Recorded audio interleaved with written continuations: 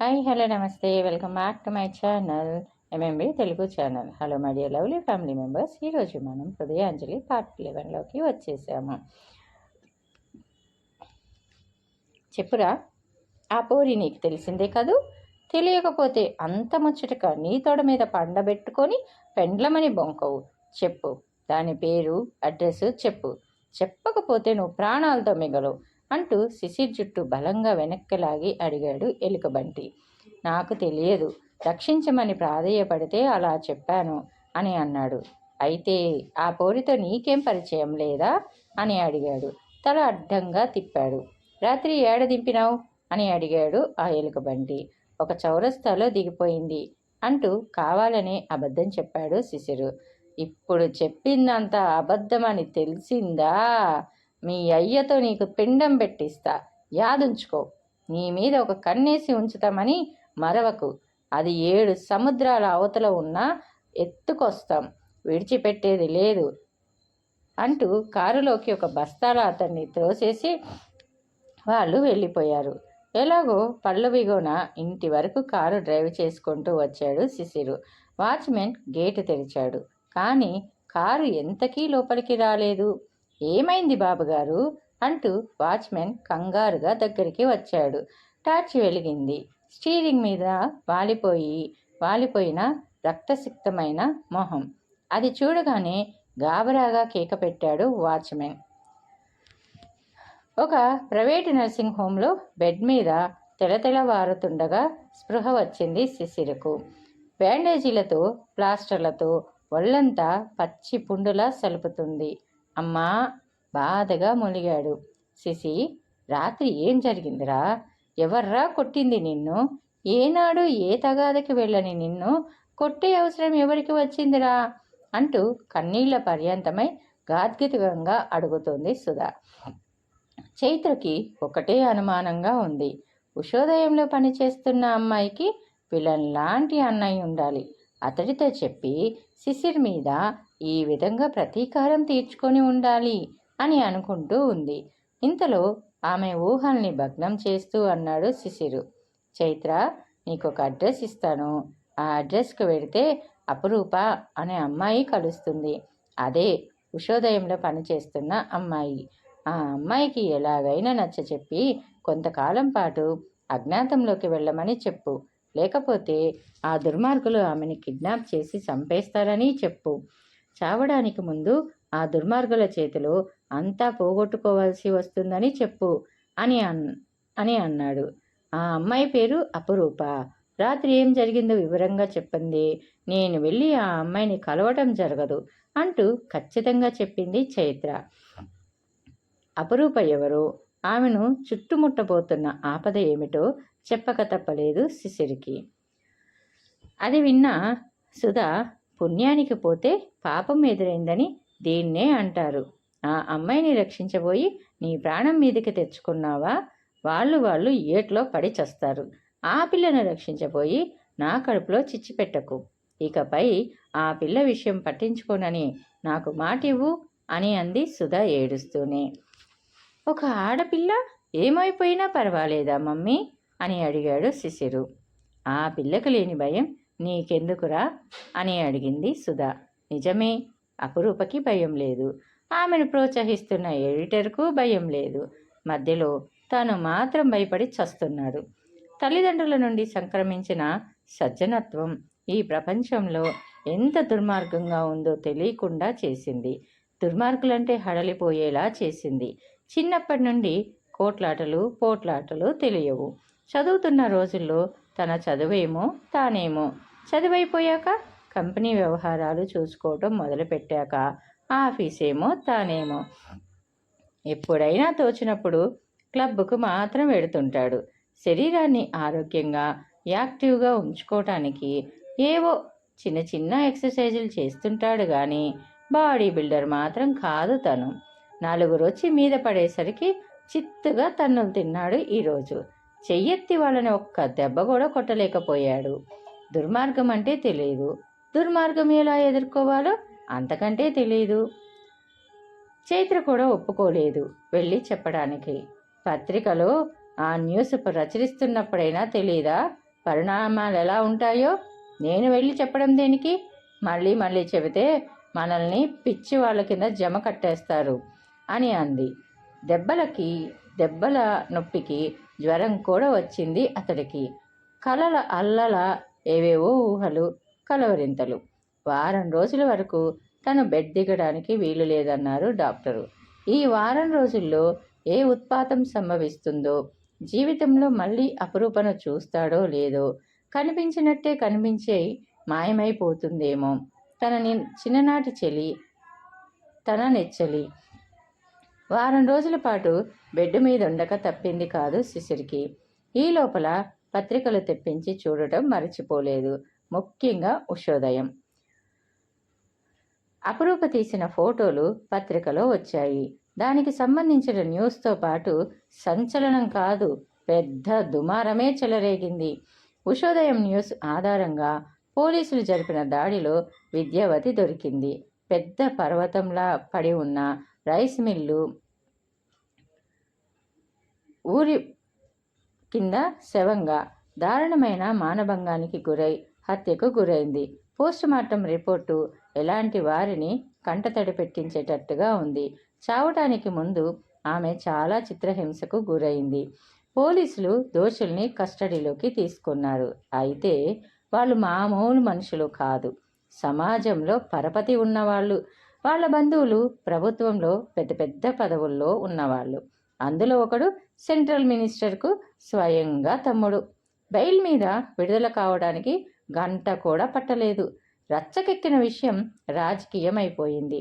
దోషులను అపర కీచకులుగా అభివర్ణిస్తూ వాళ్లకు సరైన దండన విధించబడాలని ప్రతిపక్షం గోల పెడితే ఇదంతా అధికార పక్షాన్ని అప్రతిష్టపాలు చేయడానికి పన్నిన పన్నాగంగా అల్లిన కథలుగా కొట్టివేసింది అధికార పక్షం. పరస్పర విమర్శనాస్త్రాలు సాగుతుండగానే కొన్ని మహిళా సంఘాలు కొంగు బిగించి రంగంలోకి దిగాయి. సమాజంలో రోజురోజుకు ఆడవాళ్లకు రక్షణ కరువైందని, అత్యాచారాలు పెరిగిపోయాయని, పదవుల్లో ఉన్నవాళ్ల అండదండలతో శిక్ష పడకుండా తప్పించుకుపోతున్నారని, వాళ్ళని కస్టడీలోకి తీసుకొని నేర విచారణ జరపాలని, సరైన శిక్ష విధించి మరో స్త్రీకి ఇలాంటి దురవస్థ పట్టకుండా చూడాలని ఆందోళన ప్రారంభించాయి. బ్యానర్లతో, అట్టలతో ఊరేగింపు తీసి గవర్నర్కు, ముఖ్యమంత్రికి మెమోరాండం సమర్పించాయి. పరంజ్యోతి కోరుకున్నది అదే. అంతా అతడు అనుకున్నట్టుగానే సజావుగా సాగిపోతుంది. ఇంతవరకు చూస్తే అపురూప సాహసానికి ఫలితం దక్కినట్టే. కానీ అపురూప ప్రాణాలకు రక్షణ ఏది? శిశిరు డిశ్చార్జ్ అయ్యి ఇంటికి వస్తూనే మొదట చేసిన పని అపురూపను కలుసుకోవడానికి బయలుదేరటం. రెస్ట్ పేరుతో కొన్నాళ్ల పాటు అతడిని ఇంటి పట్టునుంచాలని సుధా చేసిన ప్రయత్నాలు ఫలించలేదు. అపురూప క్షేమంగా ఉందని తెలిసేదాకా నా మనసులో ఉండదు అంటూ కారు తాళాలు తీసుకొని చకచకా వెళ్ళిపోతున్న కొడుకుని వెర్రిముఖం వేసుకొని చూసింది సుధా. చిన్నప్పుడు ఎప్పుడో ఆ పిల్లతో ఆడుకుంటే ఆడుకున్నాడేమో, అంత మాత్రాన ఆ పిల్ల మీద ఇంత అభిమానం, శ్రద్ధ ఏమిటో. ఆ శ్రద్ధ ఏమిటో తెలిసినప్పుడు సుధా రెస్పాన్స్ ఎలా ఉంటుందో. అపురూప వాళ్ళ ఇంటి ముందు కారాపి దిగబోతుండగానే కనిపించింది మూసిన తలుపులకు వేసిన తాళం, గోడకు వేలాడుతున్న టులెట్ అన్న బోర్డు. ఈ సిటీలో ఏ ఇంటికి ఎవరు వస్తున్నారో, ఎవరు పోతున్నారో పక్కింటి వాళ్లకు తెలియదు. వాళ్ళను అడగడం వేస్ట్ అనిపించి ఉషోదయం ఆఫీస్కు వెళ్ళాడు. అక్కడ ఎడిటర్ గారు 2 రోజుల నుండి ఆఫీస్కు రావటం లేదని, అపురూప వారం రోజుల నుండి ఆఫీస్కు రావటం లేదని, అపురూప ఆ వారం రోజుల నుండి సెలవులో ఉందని తెలిసింది. ఎడిటర్ గారి ఇంటి అడ్రస్ తీసుకొని బయలుదేరాడు శిశిరు. బాగా ధనవంతులుండే లొకాలిటీ. పూర్వీకులు కట్టించినట్టుగా ఉన్న రాజప్రసాదం లాంటి ఇల్లు. గేటు ముందు గూర్ఖా, వరండా మెట్ల మీద వాచ్మెన్, ఆవరణలో చక్కని పూలతోట. శ్రీమంతులకుండే హంగులన్నీ ఉన్నాయి. ఎంతో నిరాడంబరంగా, నిజాయితీగా కనిపించే పరంజ్యోతి గారి వెనుక ఇంతటి ఐశ్వర్యం ఉందంటే ఎవరికీ నమ్మశక్యం కాదు. విజిటింగ్ కార్డు లోపలికి పంపాక పరంజ్యోతి గారు రమ్మని కబురు చేశాక కానీ గూర్ఖా అతడిని లోపలికి వదలలేదు. నౌకరు వెంట ఉండి 2వ అంతస్తులో ఉన్న ఆయన గదికి తీసుకువెళ్ళాడు. పరంజ్యోతి వాడిన ముఖంతో బెడ్ మీద పడుకొని ఉన్నాడు. ఆయన నుదుటి మీద మాడు మీద ప్లాస్టర్లు వేసి ఉన్నాయి. చూడగానే అర్థమైంది తనకు జరిగిన సత్కారం లాంటిదే ఆయనకి జరిగిందని. ఏమిటి సుస్థిగా ఉన్నారు? తల మీద ముఖం మీద ఆ ప్లాస్టర్లేమిటి అని అడిగాడు. మొన్న ఒక ఘన సన్మానం జరిగిందిలే, కూర్చో శిశిర్ అని అన్నాడు పరంజ్యోతి. ఏ సందర్భంలో జరిగిందో చెప్పలేదు అని అడిగాడు శిశిరు. సందర్భం నీకు తెలిసిందే, విద్యావతి గురించి సీరియల్ మా పత్రికలో వస్తుంది కదా, దానికన్నమాట సన్మానం అని అన్నారు పరంజ్యోతి. ధైర్యవంతులకు తప్పలేదన్నమాట దెబ్బల సన్మానం. మరి మీ కవచాలేమయ్యాయో అని అన్నాడు. కవచాలున్నందువల్లే సాక్షాత్తు యమకింకర్ లాంటి మనుషుల చేతుల్లో నుంచి ప్రాణాలతో బయటపడ్డాను అని అన్నాడు. అపురూప గురించి అడగడానికి భయం వేసింది. ఏం వినాల్సి వస్తుందోనని. ఎలా జరిగిందిది అని అడిగాడు శిశిరు. మా పత్రికలో వస్తున్న విద్యావతి యథార్థగాథ ఆపేయమని, ఆపేయకపోతే జీవితంలో మర్చిపోలేని గుణపాఠం చెబుతామని ఫోన్లో బెదిరింపులు వస్తూనే ఉన్నాయి. ఆపేయలేదు సరికదా, మొన్న అపురూప తీసిన ఫోటోలు పత్రికలో వచ్చాయి. ఒక బాంబు ప్రేలినట్టు అయ్యింది.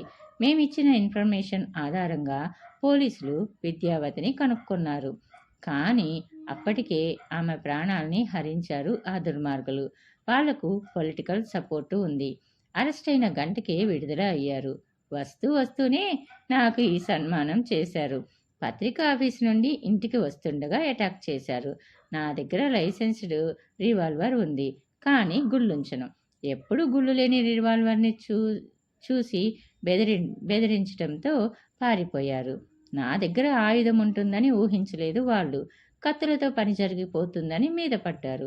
హఠాత్తుగా నా చేతిలో రివాల్వర్ చూసి ఒక్కటే పరుగు. 5-6 కుట్లు పడ్డాయి తల మీద. కత్తి మరీ లోతుగా దిగితే మరి మాట్లాడేందుకు నేనుండేవాడిని కాదు.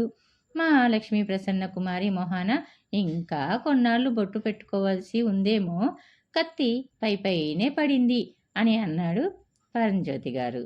అపురూప అంటూ ఆగిపోయాడు. అపురూపను చూమంతా చేసేశాను అంటే 1-2 నెలల పాటు ఎవరికీ కనిపించదు అని అన్నాడు. ఇందాక వాళ్ళ ఇంటికి వెళ్ళాను, టూలెట్ బోర్డు ఉంది అని చెప్పాడు. అవును, ఇల్లు మార్పించాను.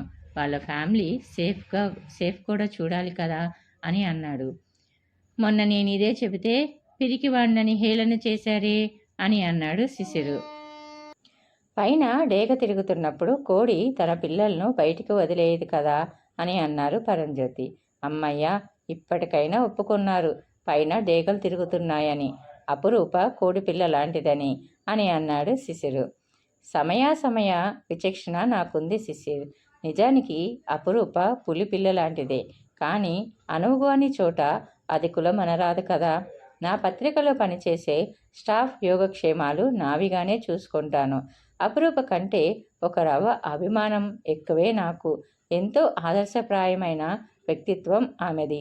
ఆ రోజు నువ్వు వచ్చి అపురూప విషయంలో ఆత్రుత ప్రకటిస్తే నాకు లేదా అన్న కోపంతో అలా అన్నాను, కానీ ఆ క్షణం నుండే ఆమె రక్షణ బాధ్యత తీసుకున్నాను.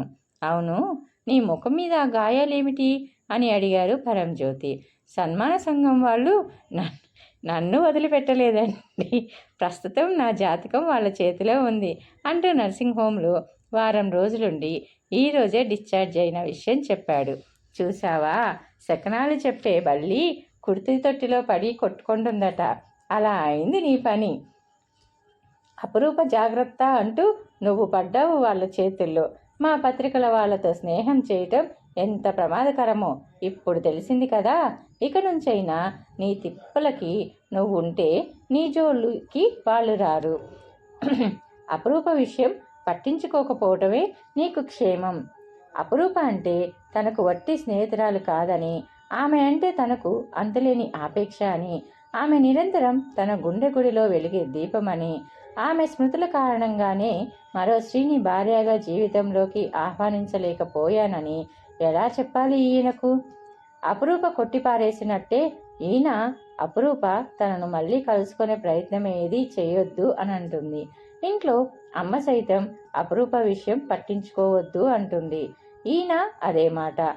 కానీ ఇంతకాలానికి కనిపించిన అపురూపను కలుసుకోకుండా మాట్లాడకుండా ఎలా ఉంటాడు తను? ఎన్నో ఏళ్ల తపస్సు తరువాత దేవత సాక్షాత్కరిస్తే ఆమెను చూడకుండా మాట్లాడకుండా ఉంటాడా ఏ భక్తుడైనా, ఏ పూజారి అయినా? చిన్ననాటి ఆ సాన్నిహిత్యం మళ్ళీ ఆమె నుండి సంపాదిస్తే కానీ తన మనసు శాంతి పొందలేదు. కానీ నాకొక్కటే బాధ, శిశిర్. ప్రతిపక్షాలు ఎంత కాకిగోల చేసినా, మహిళా సంఘాలు ఎంత గొంతు చించుకున్నా, ఫోటోలతో సహా మేము సాక్ష్యాలు అందించిన విద్యావతి హంతకులు తప్పించుకుపోయే ప్రమాదమే ఎక్కువగా ఉంది. ఏ చట్టమైతే శిక్షించాలనుకుంటుందో ఆ చట్టంలోని లొసుగుల్ని ఆధారంగా చేసుకొని తప్పించుకుపోతారు. చట్టాన్ని పరిరక్షించాల్సిన పాలకులు సైతం చట్టాన్ని చేతిలో కీలుబొమ్మను చేసుకుంటారు. ఈ నేపథ్యంలో సమాజంలోని అక్రమాల్ని, అన్యాయాల్ని బయటపెట్టాలనుకునే మా బోటి వాళ్ళ ఆదర్శాలు చూపే సాహసాలు గాలిబుడగల్లా ప్రేరిపోతుంటాయి. ఆదర్శ సాధనలో మా ప్రాణాలు సైతం శిథిలమవుతుంటాయి. అయినా వెనకడుగు వేయలేం, చూస్తూ ఊరుకోలేం. సమాజంలో పెచ్చరిల్లిపోతున్న అరాచకాల్ని చూస్తుంటే గుండెలు దహించుకుపోతుంటాయి. ఇదో రకమైన చిత్రవద మాకు అని అన్నారు పరంజ్యోతి గారు. ఫలితం లేనప్పుడు ఆదర్శాలు దేనికి, రిస్క్ తీసుకోవడం దేనికి?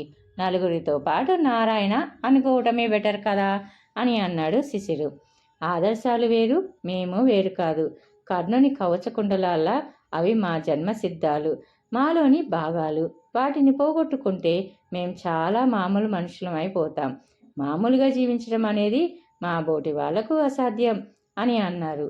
అపురూపది పరంజ్యోతిది ఒకే జాతి. సాహసమే ఊపిరిగా జీవించే ఆ జాతిలో తను చేరినవాడు కాదు. దుష్టులకు దూరంగా ఉండాలనే తత్వం తనదైతే ఆ దుష్టులను ఎదుర్కొని ఈ సమాజంలోని దుష్టత్వాన్ని నామరూపాలు లేకుండా ముట్టించాలనే తపన వాళ్ళది. ఈ విధంగా రెండు దిశలకు ప్రయాణించే మనుష్యుల మధ్య దూరం పెరుగుతుంది. దూరం తరగాలంటే ఇద్దరూ ఒకే దిశగా నడవాలి. అపురూప ఏ పరిస్థితుల్లోనూ తన దిశ మార్చుకోలేదు. చిన్నప్పటి నుండైనా సాహసమే ఊపిరిగా బ్రతికిన మనిషి ఆమె. ఆమె తనది కావాలంటే ఆమె ఊపిరి తనది కావాలి. ఆమెలా సాహసంలో జీవించడం నేర్చుకోవాలి. నలుగురు వచ్చి మీద పడితే ఒళ్ళప్పగించి చేతులు వ్రేలాడేయడం కాదు. ఒక్కడు 10 మంది పెట్టుగా దెబ్బతీయగలగాలి. ఒక పిడికిలితో పాటు మట్టి కరిపించగలగాలి. ప్రమాదాలతో ఆడుకొని అపురూపకు 100 మంది పెట్టుగా వెనుక నిలబడాలి. అలా అయితే తప్ప అపురూపను గెలుచుకోలేడు అని అనుకున్నాడు. అపురూప ఇంటి అడ్రస్ ఇస్తారా అని అడిగాడు. నాకు అంత బాగా తెలీదు, కానీ ఆమెను నువ్వు తప్పనిసరిగా కలుసుకోవాలంటే ఒక అడ్రస్ ఇవ్వగలను అని అన్నాడు. ఇవ్వండి అని అన్నాడు శిశిరు. ఎక్స్ రోడ్ నుండి కుడివైపు వెడుతుంటే కరాటే, జూడో శిక్షణాలయం ఒకటి కనిపిస్తుంది. అక్కడికి వస్తుంది అపురూప. సాయంత్రం 4 గంటలకి అక్కడ ట్రై చెయ్యి అని చెప్పాడు పరంజ్యోతి. థ్యాంక్ యూ సార్ అని అంటూ అక్కడి నుంచి వెళ్ళిపోయాడు శిశిరు. సాయంత్రం 4 గంటలకి ఓ 10 నిమిషాల ముందుగానే కరాటే, జూడో శిక్షణాలయంకి కొంచెం దూరంలో కారాపి దిగి అక్కడున్న ఒక రెస్టారెంట్లో టీకి ఆర్డర్ ఇచ్చి కూర్చున్నాడు. అక్కడికి శిక్షణాలయం గేటు స్పష్టంగా కనిపిస్తుంది. 4 అయింది. 4:30 కూడా అయిపోయింది. రెండోసారి టీకి ఆర్డర్ ఇచ్చాడు. ఓ గంట తర్వాత లేచి బయటికి వచ్చేశాడు. మరో రోజు ఉదయమే పరంజ్యోతిని కలిశాడు శిశిరు. నిన్న మీరు చెప్పిన అడ్రస్కి అపురూప రాలేదు.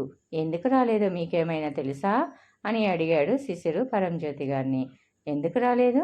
వచ్చింది సరిగ్గా 4:05కి అని అన్నాడు. నేను బాగా చూశాను అని అన్నాడు శిశిరు. ఈరోజు మళ్ళీ చూడు. ఈరోజు నిన్న చేసిన పొరపాటు చేయలేదు. రెస్టారెంట్లో కూర్చోలేదు. రోడ్డు ప్రక్కన కారు ఆపుకొని 5 గంటల వరకు చూసి కదిలాడు. ఇంటికి వచ్చి పరంజ్యోతికి ఫోన్ చేశాడు. అపురూప కరాటే శిక్షణాలయానికి వచ్చిందా అని అడిగాడు. వచ్చింది అని అన్నాడు పరంజ్యోతి. మారువేషంలో ఉందా ఏంటి కుంపదీసి అని అడిగాడు శిశిరు.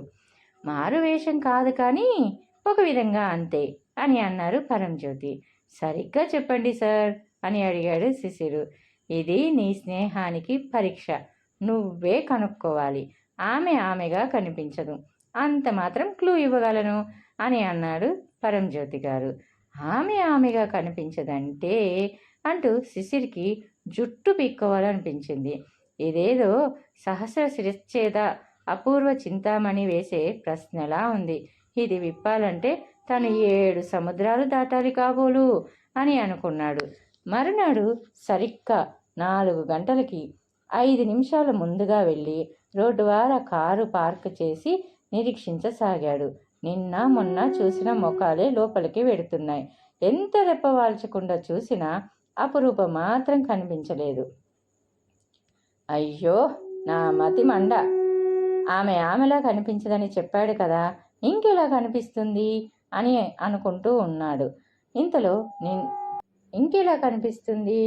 నిండా బురకా వేసుకున్న ఒక ముస్లిం స్త్రీ ఆటో దిగి ఆటోకి డబ్బులిచ్చి కదలబోతుంటే మెరుపులా తట్టింది. అపురూప ఈ బురకాలో ఎందుకు ఉండకూడదు అని.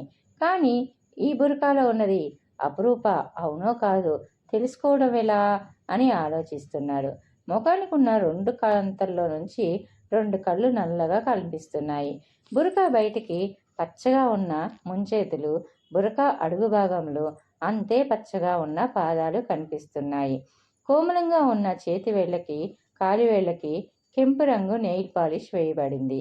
కానీ అపురూప నెయిల్ పాలిష్ వేయగా చూడలేదు. కానీ ఆ రంగు, ఆ కోమలత్వం, ఒడ్డు పొడవు అపురూపది. ఈ శాల్తీని పలకరిస్తే ముఖం మీద పరదా తీయమ్మా అని అంటే ఆమె అపురూప అయితే సరే, కాకపోతే చెంపదెబ్బతో ఆగదు. ఆమె గంప రాకాసి అయితే అరిచి గోల పెడుతుంది. జనం మూగుతారు, దేహశుద్ధి చేస్తారు. అంతటితో ఆగితే బాగానే ఉంటుంది. ఆగదు. ఒక వర్గానికి చెందిన యువకుడు ఇంకో వర్గానికి చెందిన యువతిని అవమానించిన దరిమిలా 2 వర్గాల మధ్య చెలరేగిన సంఘర్షణ, ప్రాణాల బలి. My God! జరగబోయేది ఊహించుకుంటుంటే అతడికి చెమటలు పట్టాయి. ప్యాంటు జేబులోంచి కర్చీఫ్ తీసుకొని ముఖం తుడుచుకు చూసేసరికి బురకా శాల్తీ మాయం. పక్కనే ఉన్న షాప్లోకి పరిగెత్తి ఫోన్ అందుకున్నాడు. హలో సార్, అపురూప బురకా వేసుకుందా ఉద్నికంగా అడిగాడు. అమ్మో, అది చెబితే అంతా చెప్పినట్టే. అంత తెలివి తక్కువ పని నేనెప్పుడు చేయను. నువ్వే కనుక్కోవాలి. నీ తెలివికి పరీక్ష అని చెప్పా కదా అని అన్నాడు పరంజ్యోతి. అపురూప ఇన్స్టిట్యూట్కి వచ్చిందా అని అడిగాడు శిశిరు. 4:10 అయింది కదా, వచ్చే ఉంటుంది అని అన్నారు పరంజ్యోతి. మళ్ళీ ఎన్నింటికి బయటికి వస్తుంది అని అడిగాడు శిశిరు. 6ంటికి అని చెప్పాడు పరంజ్యోతి. శిశిర్ ఫోన్ బిల్లు చెల్లించి వచ్చి కారు స్టార్ట్ చేశాడు. అంతా చెప్పేస్తే అంతా చెప్పేసినట్టే. అంత తెలివి తక్కువ పని చేయనంటూనే చేశాడు. అపురూప బురకాలో ఉందని చెబితే అంతా చెప్పేసినట్టే కదా అని. ఓ గంట తర్వాత మళ్ళీ వచ్చి కాపు వేశాడు. సరిగ్గా 6:10కి బురకా శాల్తీ బయటికి వచ్చింది. శిశిర్ చువ్వున కారు దిగి ఆమెను సమీపించాడు. అప్పు. ఆమె హ్యాండ్ బ్యాగ్లో నుంచి చుట్టి ఉన్న పాన్ తీసి ముఖం మీదున్న పరదా కొద్దిగా ఎత్తి గులాబీ రంగు పెదవులకు అందించింది. పాన్ నములుతుందంటే ఖచ్చితంగా ముస్లిం శాల్తీయే అయి ఉంటుంది. పాన్ అలవాటు అపురూపకెక్కడిది అని ఆలోచిస్తూ పలకరించబోయి టక్కున ఆగిపోయాడు. వెడుతున్న ఒక ఆటోని ఆపి ఆమె ఎక్కి వెళ్ళిపోతుంటే నిస్సహాయంగా చూడసాగాడు శిశిరు. ఉన్న ఒక్క ఆశ ఆరిపోయింది. ఇంకెలా అపురూపను కనుక్కోవటం? ప్రియా, అపురూప, జీవితమంతా నిన్ను వెతకడంతోనే గడిచిపోతుందా నాకు? ఎన్నో ఏళ్ల తర్వాత కనిపించావనుకుంటే ఆ సంతోషం సొంతం శాంతం అనుభవించకముందే మాయమైపోయావు అని అనుకుంటూ ఉన్నాడు. 15 నిమిషాల తర్వాత పరంజ్యోతి ఇంట్లో శిశిర్ గురించే చెప్పుకొని నవ్వుకుంటున్నారు అపురూప, పరంజ్యోతి. పాన్ తనని ఎలా రక్షించింది చెబుతుంది అపురూప. లక్షాధికారి బిడ్డడు నీకోసం పిచ్చివాడిలా తిరుగుతున్నాడు, నీకోసం చావు దెబ్బలు తిన్నాడు. పాపం ఆ మానవుణ్ణి ఇక్కనైనా కరుణించు అపురూప అని అన్నారు పరంజ్యోతి. నా వెంట పడకని ఇదివరకే చెప్పాను. అతడి పిచ్చి, అతడికి ఆనందం, నన్నేం చేయమంటారు అని అంది అపురూప. మరీ ఇంత నిర్దాక్షిణ్యం తగదమ్మా. అతడు మీ చిన్ననాటి స్నేహబంధాన్ని ప్రేమబంధంగా మార్చుకోవాలని తపన పడుతున్నాడు. కోరి వచ్చినందుకు చులకన అయ్యాడు, కానీ లేకపోతే అతడి ఎత్తు ధనం పోసినా దొరికేవాడు కాదు అని అన్నాడు పరంజ్యోతి. రూపవంతుడు, ధనవంతుడు, రూపం, ధనం, ఇవేనా మగవాళ్ళ గొప్పదనానికి గీటురాళ్ళు? గొప్పదనం బుద్ధిలో ఉండాలి సార్ అని అంది అపురూప. అతడి బుద్ధికి ఏమొచ్చింది అని అడిగాడు. అతడు తన పేరడిగిన దగ్గర నుండి ముత్యాల షాపులో అతడిని తను ఘోరంగా అవమానించే వరకు చెప్పింది. పెద్ద రొమాంటిక్ హీరోలా వెంటపడ్డాడు. చిన్ననాటి స్నేహితురాలని తెలిసాక ప్లేట్ మార్చాడు. ప్రేమ పూజారిలా నా వెంట చక్కర్లు కొడుతున్నాడు. ఎవరో ఏమిటో, ఎంత దూరంలో ఉంచాలో నాకు తెలుసండి అని అంది అపురూప. అతడే కదమ్మా ఆ వర్షపు రాత్రి నిన్ను ఆదుకుంది అని అన్నారు పరంజ్యోతి. అతడు కాకపోతే ఇంకెవరైనా ఆ మాత్రం హెల్ప్ చేసేవారులేండి అని అంది అపురూప. వయసులో ఆడపిల్లల్ని ఆట పట్టించడం అంత చెడ్డ పనేమి కాదమ్మా. యవ్వనవంతులకు ఆరోగ్యకరమైన విషయం అది. ఆ మాత్రం సరదా పడకపోతే అతడే మగాడు అని అన్నారు పరంజ్యోతి. ఇంతలో ఫోన్ మ్రోగింది. పరంజ్యోతి అందుకొని, హలో శిశిర్, కనుక్కున్నావా అని అడిగాడు. కనుక్కున్నానండి అని చెప్పాడు శిశిర్. ఎవరిని అని అడిగాడు పరంజ్యోతి. అపూర్వ చింతామణితో దొంగ సన్యాసి మీరని, ఈ జన్మలో పరంజ్యోతి మీరై పుట్టారని అని అన్నాడు శిశిర్. చంపేశావు కదయ్యా, అంత పని నేనేం చేశాను అని అడిగారు పరంజ్యోతి గారు. ఆమెగా ఉండరని చెప్పి నన్ను కన్ఫ్యూజన్లో పెట్టారు. ఇంకెలా ఉంటుంది? సీసాలో భూతంలానా అని అన్నాడు శిశిరు. బురకాలో ఉంటుందయ్యా అని అన్నారు శిశిరు. అది అయిందిలేండి, ఒక బురకా శాల్తీని అపురూప అని పట్టుకోపోయాను. సరిగ్గా అప్పుడే ఆమె పాన్ తీసి నోట్లో వేసుకొని నన్ను రక్షించింది. లేకపోతే నడి రోడ్డు మీద నా గతి ఏమయ్యేదో అని అన్నాడు శిశిరు. రేపు ఆ బురకా శాల్తీని అనుసరించు అని చెప్పాడు. రోడ్ సైడ్ రోమియోనని ఆమె నన్ను పోలీసులకు పట్టివ్వడానికా అని అన్నాడు శిశిరు. పరంజ్యోతి ఫోన్ అందించాడు అపురూపకు, మాట్లాడమని కనుసైగ చేస్తూ. 3 రోజుల నుండి మీరు చేస్తున్న పని అదేగా అని అన్నది అపురూప. అపురూప, నువ్వేనా? అతడి గొంతులో ఆశ్చర్యం, ఆనందం. 3 రోజుల నుండి నన్ను చూస్తున్నావంటే ఆ బురకా అని అంటూ ఆగిపోయాడు. ఏ బురకా అని అడిగింది అపురూప. ఏ బురకానో రేపు చెబుతాను అని అన్నాడు. మరునాడు 4 వచ్చేసి నిరీక్షించసాగాడు శిశిరు. 5 నిమిషాలు కూడా కాలేదు. ఆటో దిగింది నల్లటి బురక. ఆటోకి డబ్బులిచ్చేసి ఎదురుగా ఉన్న వీడియో షాప్లోకి వెళ్ళింది. షాప్ అతడిని కొత్తగా రిలీజ్ అయిన వీడియో క్యాసెట్ అడుగుతూ ఉండగా వెనక నుండి వచ్చి చెయ్యి పట్టుకున్నాడు శిశిర్. ఇప్పుడెలా తప్పించుకుంటావు అని అన్నాడు. అంతే, క్యారే బద్మాష్ అని ఒక కంఠం. ఆ కంఠం అపురూపది కాదు. కర్కశంగా, సంస్కారహీనంగా ఉంది. బురకాలోంచి కనిపిస్తున్న ముంజేతులు, పాదాలు చామల ఛాయగా ఉన్నాయి. కాలివేళ్లకి మట్టెలు కూడా ఉన్నాయి. నెత్తిన పిడుగు పడ్డట్టుగా బిగుసుకుపోయాడు శిశిర్. సారీ మేడం, నాకు తెలిసిన అమ్మాయి ఇదే బురకాలో ఉంటుంది అని చెప్పాడు. సారీతో శాంతపడలేదు బోబమ్మ. భయంకరంగా